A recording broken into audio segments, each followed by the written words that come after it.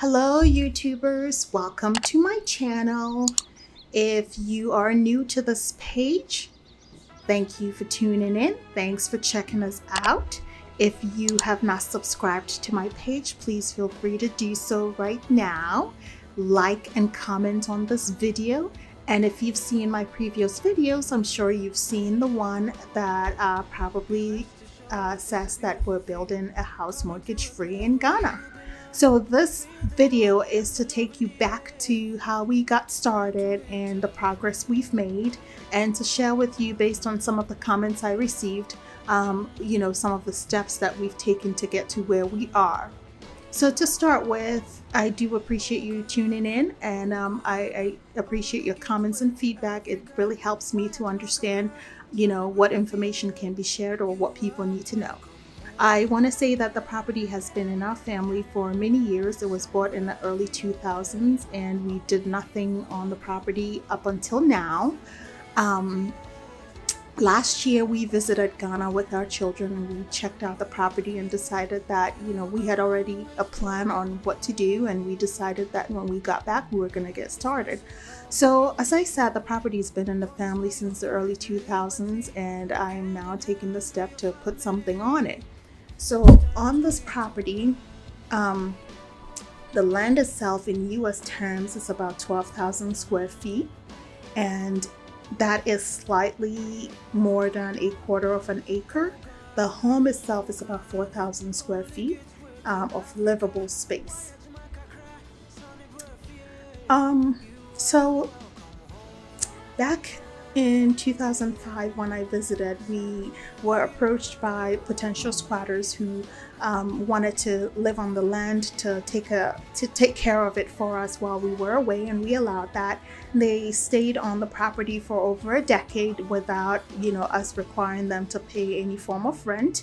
And so when we decided that we were getting ready to build, we notified them that it was time for them to look for a place to live, and we also supported them with about 6 months worth of rent to help with their transition.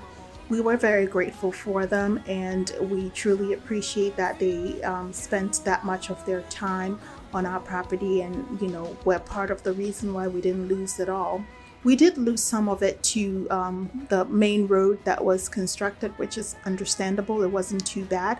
The property is still much bigger for two plots than what you would get today, so we are grateful for it. What you see as a two-story building, initially we were going to have a three-bedroom house, but then as construction started, we were told that, we could potentially have four bedrooms. So we added a fourth bedroom, and then found out that there was another spare room upstairs that could become a bedroom. So now we have a five-bedroom house with 3.5 baths. So two masters, one Jack and Jill, and another ensuite. So one master downstairs, the master upstairs, an ensuite, and a Jack and Jill for our kids. The house also has living space downstairs and upstairs, in a study. One car garage. We were going to do a two-car garage, but we ended up doing one car garage. And we have an open concept going on there with the living room, kitchen, and dining all in one space. So what you see is our progress from April of 2019 till current time. Right now we're at a phase where we are plastering the building, which is coming along quite nicely. It's been quite a journey for us, and I would like to share some of the things we've experienced so far with you. So I do want to tell you a story about our mason. So this gentleman has been living in the neighborhood for quite some time, and he's the same person that a lot of people use for their work. And so obviously, since he's been living in the neighborhood and was aware of our property and was known in the family, we felt obligated to use this gentleman.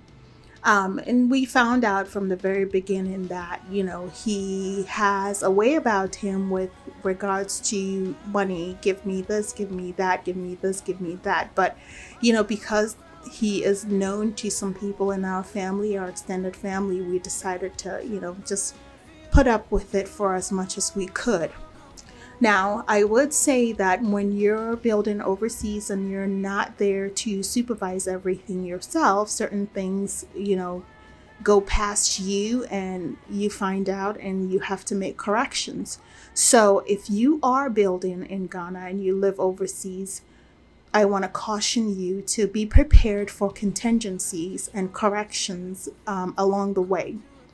It turns out that this gentleman had, his own ideas and agendas, and he wanted to do things how he thought worked out. And so we had extra doors, extra windows, floor to ceiling type windows that we didn't ask for, that we ended up having to close out. I will point out those things to you along the way. But I mean, I feel like he did not go according to the plan. We had paid the architect to join the foreman when we reach milestones where we're making major construction projects. We expected that the architect would be there to give them some directions. And the challenges that you will see, and I'm a very patient person, and I give everybody the benefit of the doubt until I realize that, oh no, we have to be hands-on. And I realized very quickly that we have to be hands-on. Now, I have a family member who's overseeing everything, and she is phenomenal, but they can't stand her because they feel as though she is, she's doing the right thing. And a lot of people are not thrilled to do the right thing, in terms of when invoices and quotes and pricing is submitted. You have to comb through everything to make sure that you're not being double charged for things. We made sure that we bought all the materials that are being used, and we only paid for specific jobs, and mostly we paid for the labor, and we normally buy all the materials and supplies ourselves, and that ended up saving us a lot of money. We made sure that we worked with my family members' schedule, and so we did major constructions when she was available and she was able to be there to supervise it. So long story short, when we got to the ceiling level, we decided that we wanted to let go of the mason that had been on the project from the beginning. It turned out that we couldn't just fire him. Even though we were displeased with his work, we paid him everything for every work he done. But apparently, there are certain formalities that is expected to take place when you're letting go of someone on the job, which I did not know.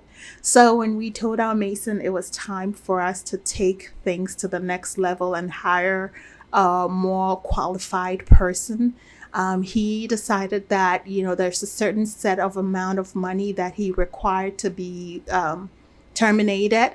And also he wanted to be compensated with a goat. He wanted a whole goat.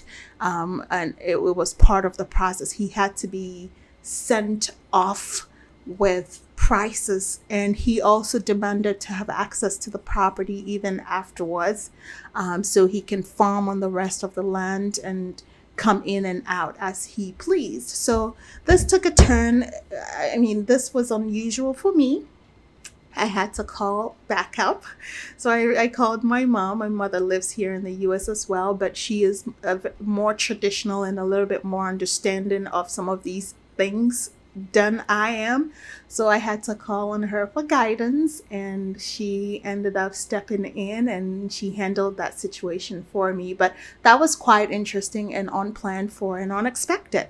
So my advice will be open-minded. Be patient, but you have to be assertive sometimes as well, because if you're not, then people start taking advantage of you. I'm very grateful for the family member that I have that, managed the entire projects, that continues to manage the project for us. If it wasn't for her, I wouldn't go on this journey. I would have probably just bought a property. But I'm grateful for her and her courage and being there to deal with all the things that goes along with trying to build in Ghana. And she has been our rock through the process, and so because of her, we're excited to be where we are. So I'm looking forward to sharing more with you. Enjoy this backstory of where we were and how we got started and where we're heading towards. I'm pretty excited to bring you more videos. Please subscribe to my channel if you haven't done that. I appreciate you stopping by. Thank you so much. It's time to return.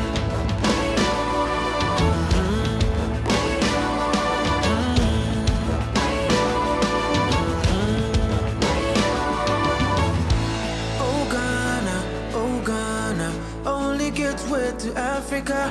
Why are you Macacra? Son of Breath.